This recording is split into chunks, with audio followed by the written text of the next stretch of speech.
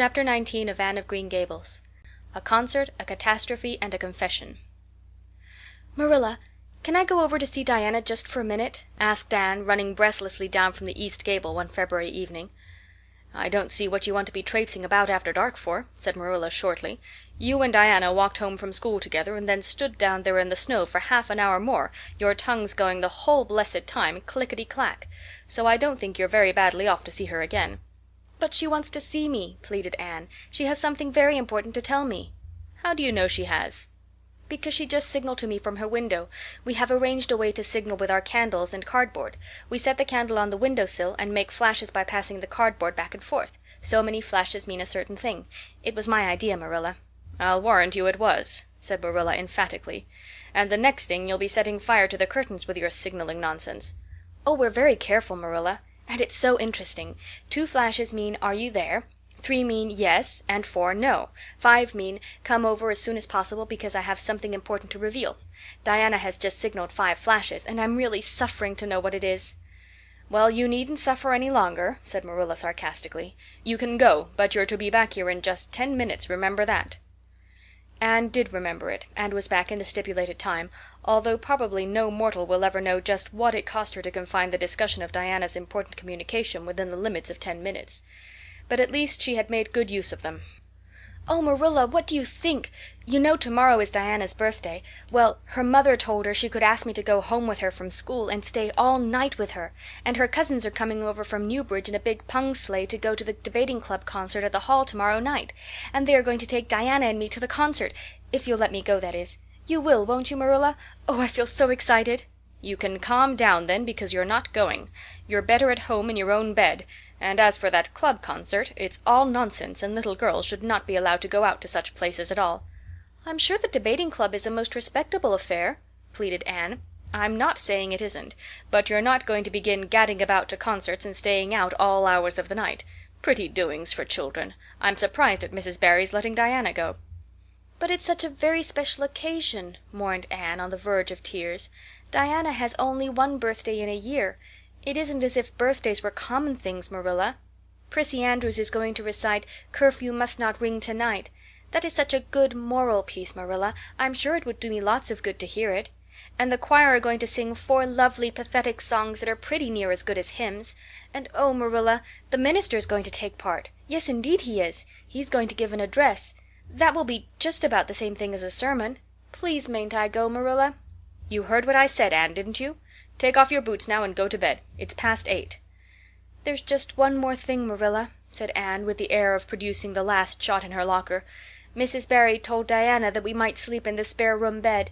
Think of the honor of your little Anne being put in the spare room bed." "It's an honor you'll have to get along without. Go to bed, Anne, and don't let me hear another word out of you." When Anne, with tears rolling over her cheeks, had sorrowfully gone upstairs, Matthew, who had been apparently sound asleep on the lounge during the whole dialogue, opened his eyes and said decidedly, "Well now, Marilla, I think you ought to let Anne go." "I don't then," retorted Marilla. "Who's bringing this child up, Matthew? You or me?" "Well now, you," admitted Matthew. "Don't interfere then." "Well now, I ain't interfering. It ain't interfering to have your own opinion. And my opinion is that you ought to let Anne go." "You'd think I ought to let Anne go to the moon if she took the notion, I've no doubt," was Marilla's amiable rejoinder. "I might have let her spend the night with Diana, if that was all, but I don't approve of this concert plan. She'd go there and catch cold like as not, and have her head filled up with nonsense and excitement. It would unsettle her for a week. I understand that child's disposition and what's good for it better than you, Matthew." "I think you ought to let Anne go," repeated Matthew firmly. Argument was not his strong point, but holding fast to his opinion certainly was. Marilla gave a gasp of helplessness and took refuge in silence. The next morning, when Anne was washing the breakfast dishes in the pantry, Matthew paused on his way out to the barn to say to Marilla again, "I think you ought to let Anne go, Marilla." For a moment Marilla looked things not lawful to be uttered. Then she yielded to the inevitable and said tartly, "Very well, she can go, since nothing else'll please you." Anne flew out of the pantry, dripping dishcloth in hand. "Oh, Marilla, Marilla, say those blessed words again." "I guess once is enough to say them. This is Matthew's doing, and I wash my hands of it.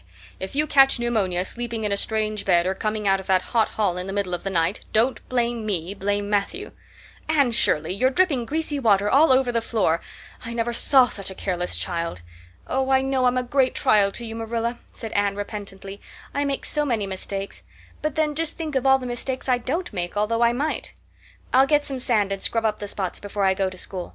Oh, Marilla, my heart was just set on going to that concert. I never was to a concert in my life, and when the other girls talk about them in school I feel so out of it. You didn't know just how I felt about it, but you see Matthew did. Matthew understands me, and it's so nice to be understood, Marilla." Anne was too excited to do herself justice as to lessons that morning in school. Gilbert Blythe spelled her down in class and left her clear out of sight in mental arithmetic. Anne's consequent humiliation was less than it might have been, however, in view of the concert and the spare room bed. She and Diana talked so constantly about it all day that with a stricter teacher than Mr. Phillips, dire disgrace must inevitably have been their portion. Anne felt that she could not have borne it if she had not been going to the concert, for nothing else was discussed that day in school. The Avonlea debating club, which met fortnightly all winter, had had several smaller free entertainments, but this was to be a big affair, admission 10 cents in aid of the library. The Avonlea young people had been practicing for weeks, and all the scholars were especially interested in it by reason of older brothers and sisters who were going to take part. Everybody in school over 9 years of age expected to go, except Carrie Sloane, whose father shared Marilla's opinions about small girls going out to night concerts. Carrie Sloane cried into her grammar all the afternoon and felt that life was not worth living. For Anne the real excitement began with the dismissal of school, and increased therefrom in crescendo until it reached to a crash of positive ecstasy in the concert itself. They had a perfectly elegant tea, and then came the delicious occupation of dressing in Diana's little room upstairs. Diana did Anne's front hair in the new pompadour style, and Anne tied Diana's bows with the especial knack she possessed, and they experimented with at least half a dozen different ways of arranging their back hair. At last they were ready, cheeks scarlet and eyes glowing with excitement. True, Anne could not help a little pang when she contrasted her plain black tam and shapeless, tight-sleeved, home-made gray cloth coat with Diana's jaunty fur cap and smart little jacket, but she remembered in time that she had an imagination and could use it. Then Diana's cousins, the Murrays from Newbridge, came. They all crowded into the big pung sleigh, among straw and furry robes. Anne reveled in the drive to the hall, slipping along over the satin-smooth roads with the snow crisping under the runners. There was a magnificent sunset, and the snowy hills and deep blue water of the St. Lawrence Gulf seemed to rim in the splendor like a huge bowl of pearl and sapphire brimmed with white and fire. Tinkles of sleigh bells and distant laughter that seemed like the mirth of wood elves came from every quarter. "Oh, Diana," breathed Anne, squeezing Diana's mittened hand under the fur robe, "isn't it all like a beautiful dream? Do I really look the same as usual? I feel so different that it seems to me it must show in my looks." "You look awfully nice," said Diana, who, having just received a compliment from one of her cousins, felt that she ought to pass it on. "You've got the loveliest color." The program that night was a series of thrills for at least one listener in the audience, and as Anne assured Diana, every succeeding thrill was thrillier than the last. When Prissy Andrews, attired in a new pink silk waist, with a string of pearls about her smooth white throat, and real carnations in her hair rumor whispered that the master had sent all the way to town for them for her climbed the slimy ladder dark without one ray of light, Anne shivered in luxurious sympathy. When the choir sang "Far above the gentle daisies," Anne gazed at the ceiling as if it were frescoed with angels. When Sam Sloane proceeded to explain and illustrate how Sockery set a hen, Anne laughed until people sitting near her laughed too, more out of sympathy with her than with amusement at a selection that was rather threadbare even in Avonlea. And when Mr. Phillips gave Mark Antony's oration over the dead body of Caesar in the most heart-stirring tones, looking at Prissy Andrews at the end of every sentence, Anne felt that she could rise and mutiny on the spot if but one Roman citizen led the way. Only one number on the program failed to interest her.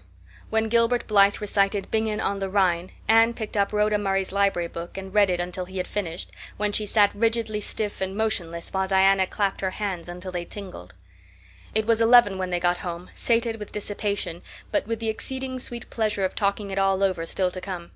Everybody seemed asleep, and the house was dark and silent. Anne and Diana tiptoed into the parlor, a long, narrow room out of which the spare room opened. It was pleasantly warm and dimly lighted by the embers of a fire in the grate. "Let's undress here," said Diana. "It's so nice and warm." "Hasn't it been a delightful time?" sighed Anne rapturously. "It must be splendid to get up and recite there. Do you suppose we will ever be asked to do it, Diana?" "Yes, of course, some day. They're always wanting the big scholars to recite. Gilbert Blythe does often, and he's only 2 years older than us. Oh, Anne, how could you pretend not to listen to him? When he came to the line, 'There's another, not a sister,' he looked right down at you." "Diana," said Anne with dignity, "you are my bosom friend, but I cannot allow even you to speak to me of that person. Are you ready for bed? Let's run a race and see who'll get to the bed first." The suggestion appealed to Diana. The 2 little white-clad figures flew down the long room, through the spare room door, and bounded on the bed at the same moment. And then something moved beneath them. There was a gasp and a cry, and somebody said in muffled accents, "Merciful goodness!" Anne and Diana were never able to tell just how they got off that bed and out of the room. They only knew that after one frantic rush they found themselves tiptoeing shiveringly upstairs. "Oh, who was it? What was it?" whispered Anne, her teeth chattering with cold and fright. "It was Aunt Josephine," said Diana, gasping with laughter. "Oh, Anne, it was Aunt Josephine, however she came to be there. Oh, and I know she will be furious. It's dreadful, it's really dreadful. But did you ever know anything so funny, Anne?" "Who is your Aunt Josephine?" "She's father's aunt, and she lives in Charlottetown. She's awfully old, 70 anyhow, and I don't believe she was ever a little girl. We were expecting her out for a visit, but not so soon. She's awfully prim and proper, and she'll scold dreadfully about this, I know. Well, we'll have to sleep with Minnie May, and you can't think how she kicks." Miss Josephine Barry did not appear at the early breakfast the next morning. Mrs. Barry smiled kindly at the 2 little girls. "Did you have a good time last night? I tried to stay awake until you came home, for I wanted to tell you Aunt Josephine had come, and that you would have to go upstairs after all, but I was so tired I fell asleep. I hope you didn't disturb your aunt, Diana." Diana preserved a discreet silence, but she and Anne exchanged furtive smiles of guilty amusement across the table. Anne hurried home after breakfast, and so remained in blissful ignorance of the disturbance which presently resulted in the Barry household, until the late afternoon, when she went down to Mrs. Lynde's on an errand for Marilla. "So you and Diana nearly frightened poor old Miss Barry to death last night," said Mrs. Lynde severely, but with a twinkle in her eye. "Mrs. Barry was here a few minutes ago on her way to Carmody. She's feeling real worried over it. Old Miss Barry was in a terrible temper when she got up this morning, and Josephine Barry's temper is no joke, I can tell you that. She wouldn't speak to Diana at all." "It wasn't Diana's fault," said Anne contritely. "It was mine. I suggested racing to see who would get into bed first." "I knew it," said Mrs. Lynde with the exultation of a correct guesser. "I knew that idea came out of your head. Well, it's made a nice lot of trouble, that's what. Old Miss Barry came out to stay for a month, but she declares she won't stay another day, and is going right back to town tomorrow, Sunday and all as it is. She'd have gone today if they could have taken her. She had promised to pay for a quarter's music lessons for Diana, but now she is determined to do nothing at all for such a tomboy. Oh, I guess they had a lively time of it there this morning. The Barrys must feel cut up. Old Miss Barry is rich, and they'd like to keep on the good side of her. Of course, Mrs. Barry didn't say just that to me, but I'm a pretty good judge of human nature, that's what." "I'm such an unlucky girl," mourned Anne. "I'm always getting into scrapes myself, and getting my best friends, people I'd shed my heart's blood for, into them too. Can you tell me why it is so, Mrs. Lynde?" "It's because you're too heedless and impulsive, child, that's what. You never stop to think. Whatever comes into your head to say or do, you say or do it without a moment's reflection." "Oh, but that's the best of it," protested Anne. "Something just flashes into your mind, so exciting, and you must out with it. If you stop to think it over, you spoil it all. Haven't you never felt that yourself, Mrs. Lynde?" No, Mrs. Lynde had not. She shook her head sagely. "You must learn to think a little, Anne, that's what. The proverb you need to go by is 'look before you leap,' especially into spare room beds." Mrs. Lynde laughed comfortably over her mild joke, but Anne remained pensive. She saw nothing to laugh at in the situation, which to her eyes appeared very serious. When she left Mrs. Lynde's she took her way across the crusted fields to Orchard Slope. Diana met her at the kitchen door. "Your Aunt Josephine was very cross about it, wasn't she?" whispered Anne. "Yes," answered Diana, stifling a giggle with an apprehensive glance over her shoulder at the closed sitting-room door. "She was fairly dancing with rage, Anne.